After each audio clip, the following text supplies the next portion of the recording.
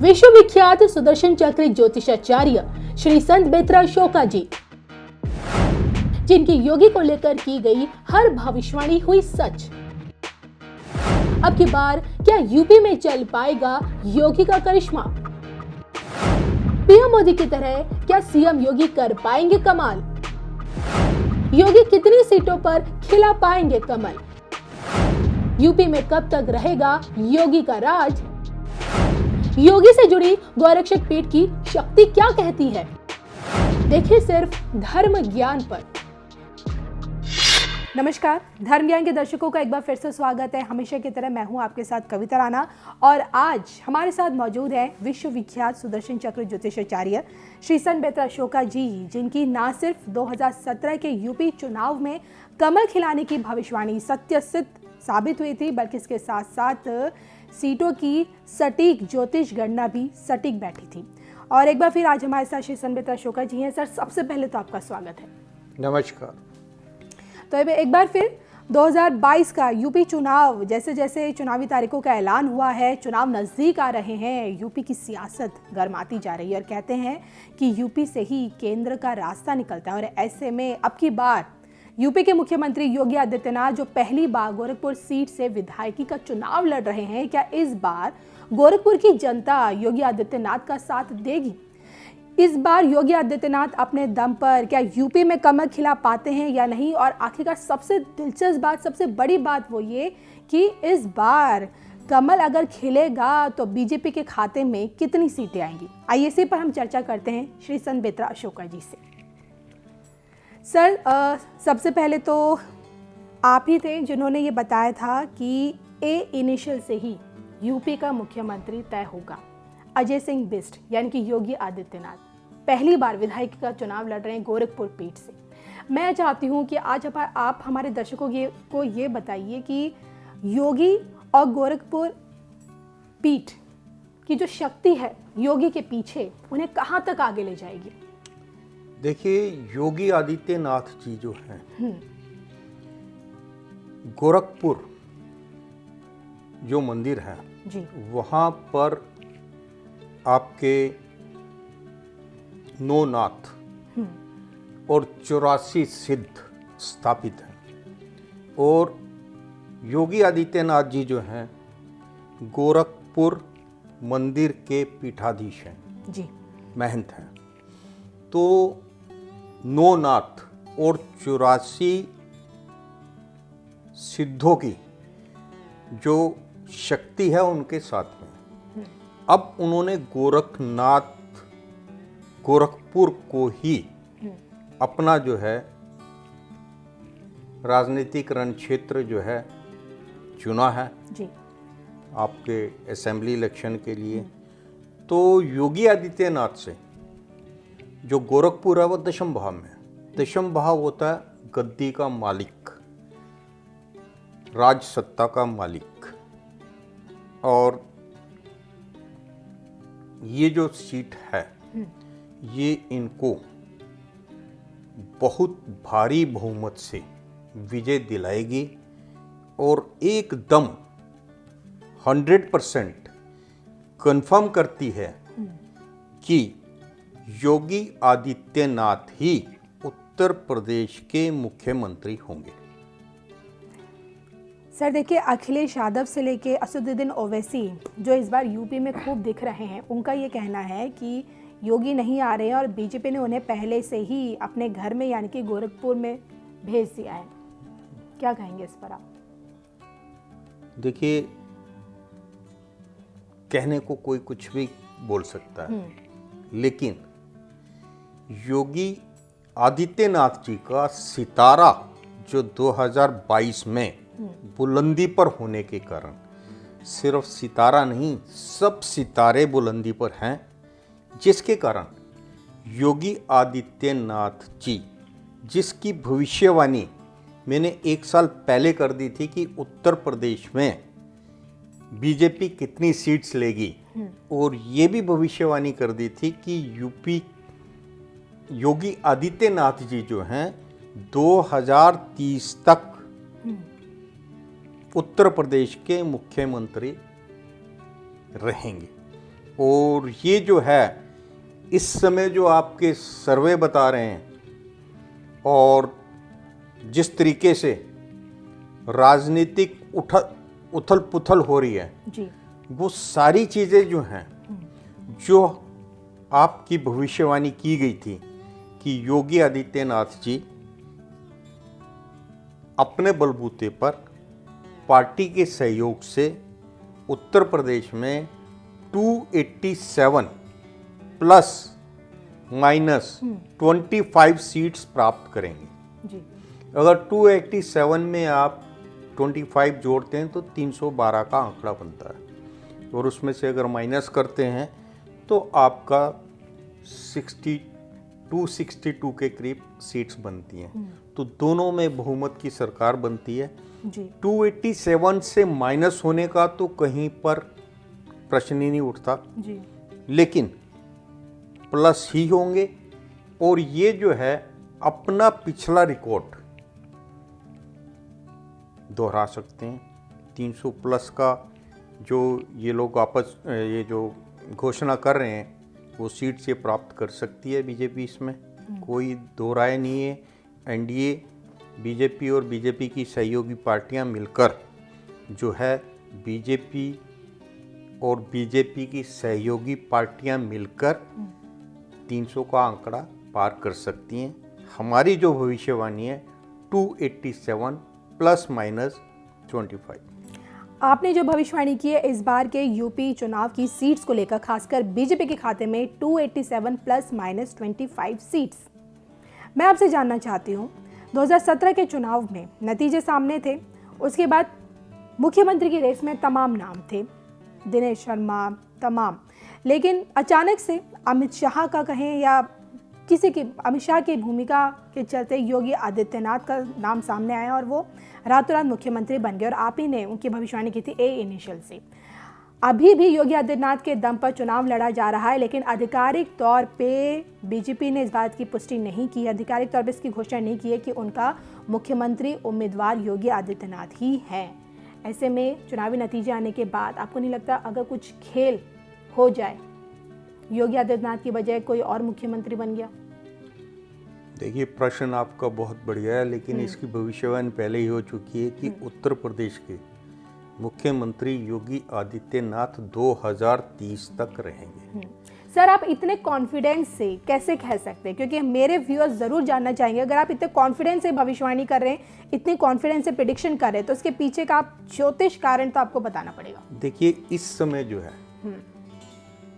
योगी आदित्यनाथ जी के सितारे जो हैं जी, बुलंदी पर हैं और ये 2030 तक रहेंगे। तो 2030 तक योगी आदित्यनाथ जी को कोई भी डिस्टर्ब नहीं कर सकता। अगर अभी आप आवाम में किसी से भी पूछते हैं जी, तो बीजेपी की तरफ से मुख्यमंत्री का दूसरा कोई उम्मीदवार ही नहीं है। जितने सर्वे हैं वो जो है योगी आदित्यनाथ को टॉप ग्रेडिंग दे रहे हैं एज ए पॉपुलर सीएम का और एज अ जो आपकी जनता चाह रही है कि उनका यूपी का सीएम कौन होना चाहिए। उसके बाद भी अगर बीजेपी कोई गलती करे, देखिए 2017 के चुनाव में आपने यही प्रश्न मेरे से पूछा था और मैंने उसमें ये बोला था कि ए इनिशियल से जो है मुख्यमंत्री होगा जी, लेकिन 2017 में इलेक्ट्रॉनिक मीडिया पे मेरे से ये प्रश्न पूछा गया था कि ए से तो अखिलेश यादव भी हो सकते हैं जी, लेकिन मैंने साफ मना करके ये बोला था कि योगी आदित्यनाथ योगी ए से हैं, तो योगी आदित्यनाथ भी हो सकते हैं। जो 12th आवर पे जो है टोटल समीकरणें चेंज होगी जी, आपके जो हैं मुख्यमंत्री का ऑलमोस्ट डिक्लेयर हो चुका था और उस समय के डिक्लेयर्ड मुख्यमंत्री मंदिरों में जाके आशीर्वाद ले रहे थे, लेकिन 12th आवर वो जो नौनाथ और 84 सिद्धों का जो आशीर्वाद था, जो शक्तियाँ थी उनकी, उनके साथ रहे। उसके कारण योगी आदित्यनाथ ही मुख्यमंत्री बने। अब मैं यहाँ पर एक चीज बता देता हूँ। आपने बोला किस विश्वास के साथ आप ये कह रहे हैं। जी। योगी आदित्यनाथ जी का समय उस टाइम अच्छा नहीं चल रहा था, सिर्फ दैविक शक्तियों के कारण उनको किसी ने मुख्यमंत्री का पद नहीं दिया। काल चक्र ने, समय ने उनसे वो करवा दिया लास्ट 12 आवर्स में कि पार्टी को योगी आदित्यनाथ को मुख्यमंत्री बनाना पड़ा। जी। और उन्हीं दैविक शक्तियों ने उनसे पूरे 5 साल वो कार्य करवा दिए जो मैचलेस हैं। बिल्कुल। उत्तर प्रदेश में आपका भारत के स्वतंत्र होने के बाद अभी तक किसी भी मुख्यमंत्री ने ऐसी परफॉर्मेंस नहीं दी जैसी योगी आदित्यनाथ की है। और हिंदुस्तान में जो सबसे बड़ी उपलब्धि मानी जाती है जी।